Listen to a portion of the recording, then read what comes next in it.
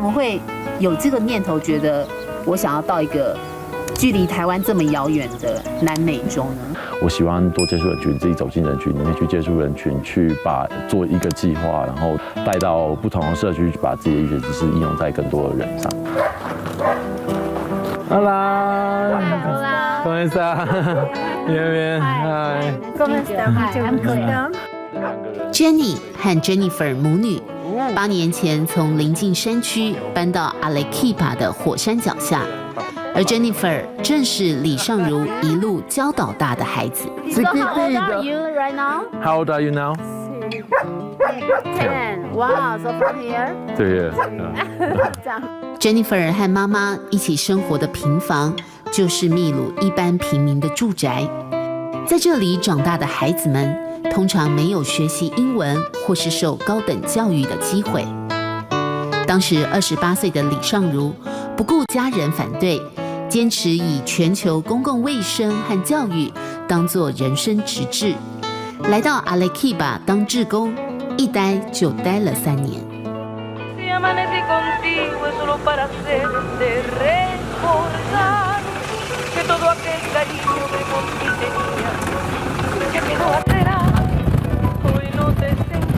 其实来回都是一样，就是坐像这样子的小巴，然后从计划从学校的地方回到不管是住的地方或是办公室，都是在市中心这样。大概要多久？45分钟左右，差不多。所以你这样坐这种公车，几年3年？差不多，是。最苦的时候是大概少于3000块台币啦，就是包一整个月的生活费，包住宿什么的，基本上就是鸡皮一包10块钱，然后我们就买回家，然后你跟一些青菜、红萝卜、洋葱什么的，然后就是弄一锅卤肉，然后就是这样吃1个礼拜这样。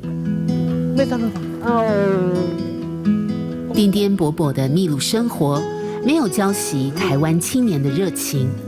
李尚儒从创办英文学校到现在，还扩大成社区公卫服务，每个月都邀请大医院的医疗团队来义诊。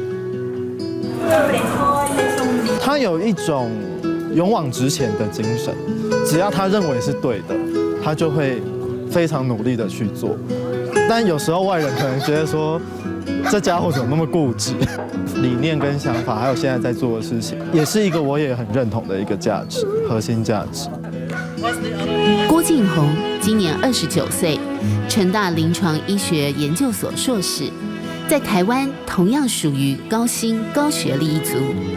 10年前认识李尚儒，随即也加入了秘鲁志工行列。看着他们可以把他们从这样子贫困的社区，让他可以很自在的去追求他的梦想，我觉得这反而是他们带给我们最大的感动。他就是我们2012年开办高校奖学金的第一个毕业的小朋友。亭亭玉立的 Elizabeth 今年17岁，她也是李尚儒的得意门生，更是平民社区第一个大学生。从10岁吧，现在17，对啊，差不多啊，10年了。看当年那个被你教导的小孩子，然后到现在可以念大学。他考上那瞬间，其实我们真的都还蛮兴奋的，我们真的蛮开心，说啊哇。What's your dream in the future? What do you want to do? Doctor. A doctor. You want to be a Medical? doctor? Like Okay. You want to be a doctor? 所以 medical 的对。Because of him. 总共拿了200棵树苗吧，是2012年，I think 2012年的计划吧。现在所以5年，树都长这么高了。学校旁的绿地，因为当初种下的小树苗，如今长大成荫。阿雷基巴的孩子们，也在李尚儒的细心灌溉下，渐渐成长。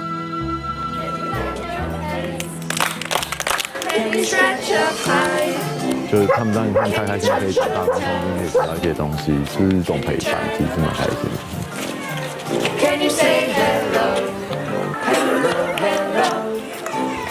那这其实就是我们2008年开始以来的学校的位置，这样子。我们常规来的小朋友跟妈妈跟志工人数实在是太多了。所以当初你是在这里教吗？对啊，当初是在这边的，对，所以现在是就有点变成有点像荒地这样。我们就是想把这边都清掉，然后盖一个大概2到3层楼的学校这样。所以这是Hoop的梦。对啊。荒废的教室是回忆，也是一个梦想。现在经费不足，李尚如还在等待圆梦的一刻。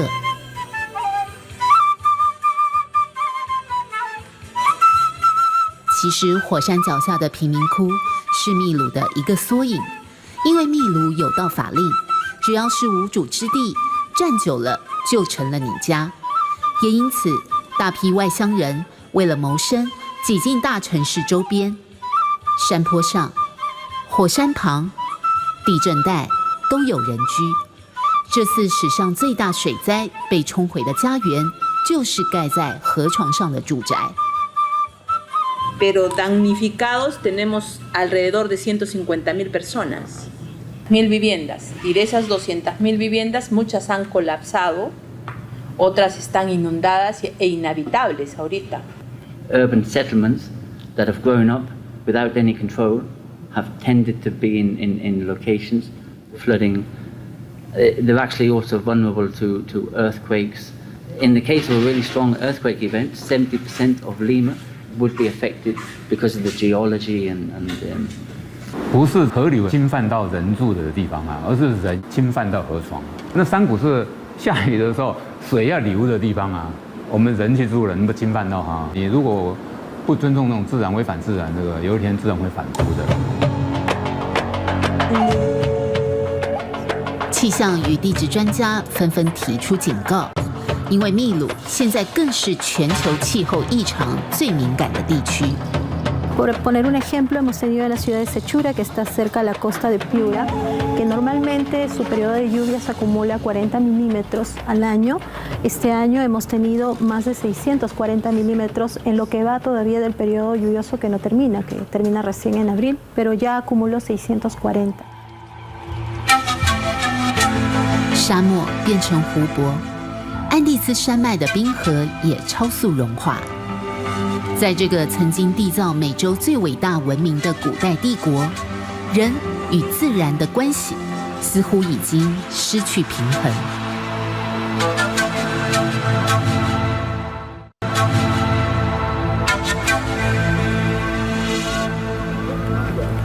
我们即将看到地球上最神秘的奇观，它也是世界上最大的艺术作品，大到必须要在空中才看得到，甚至有些人怀疑这是外星人的杰作。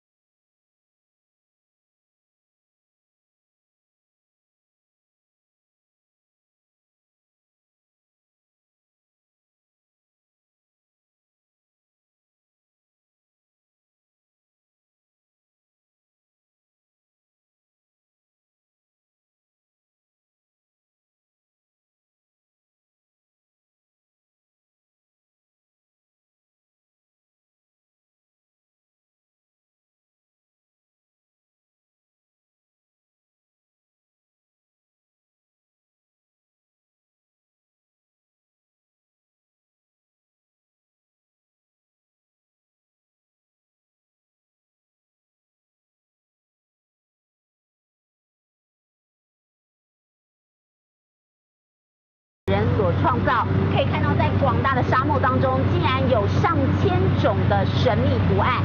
但是这些图案一定有它的含义，只是到底意义是什么，到现在都还是一个谜。我们就好像进入一个神秘古老的奇幻大地，一个消失的民族创作了自己根本看不到的创作。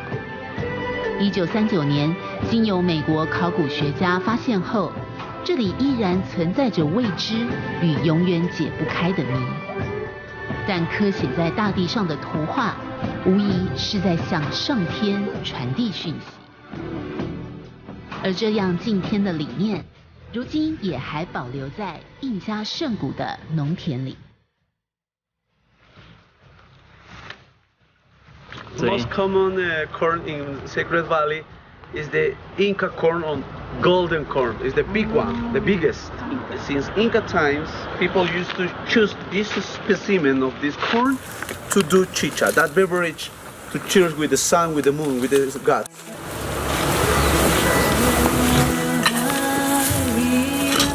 So I think from Inca times, people very admire nature and respect nature, right? Of course, yes. We have one ideology to respect the sacred nature we call Pachamama. Pachamama means Mother Earth. We will respect the Mother Earth. If you pay attention, this mountain is working together with the human building. It's not destroying this area. The human workers and the mountain are working together. That's respect.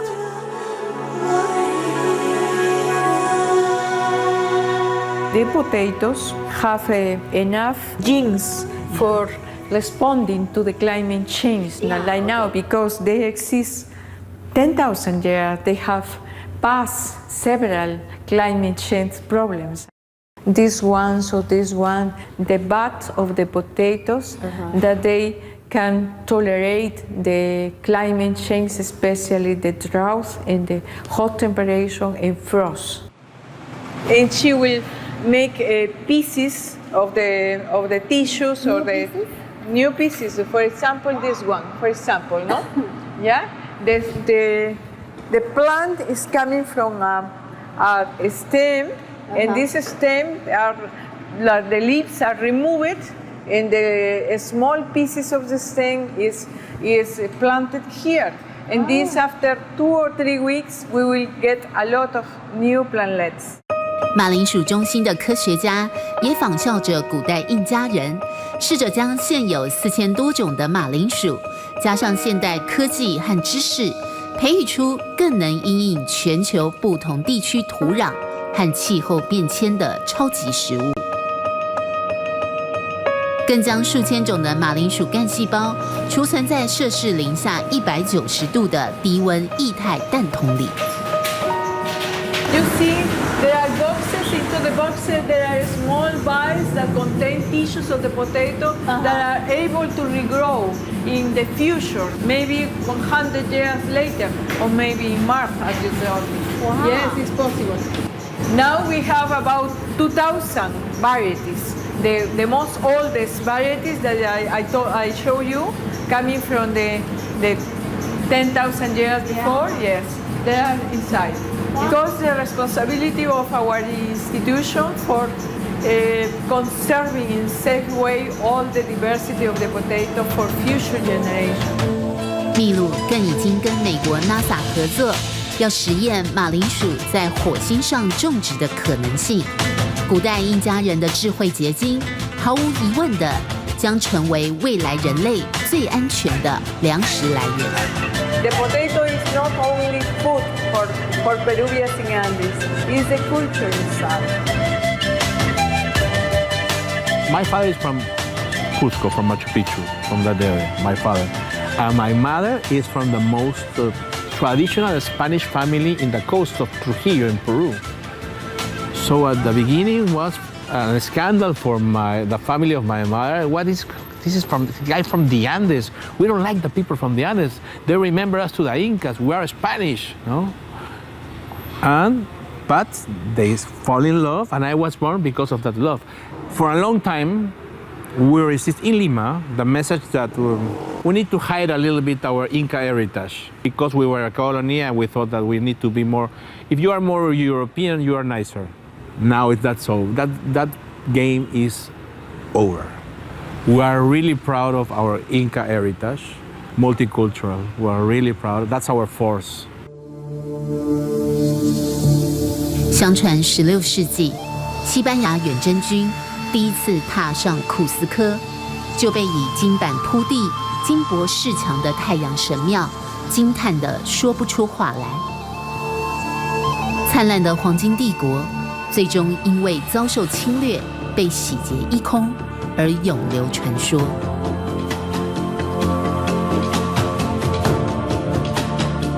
只留下数百吨难以撼动的巨石堡垒，屹立500年，沉默记录着那个既光荣又屈辱的帝国昨日。身为印第安和西班牙人的共同后代，秘鲁人曾经背负沉重的历史负担，他们为先人创造的辉煌而骄傲，却又只能在失落的神殿传说中缅怀。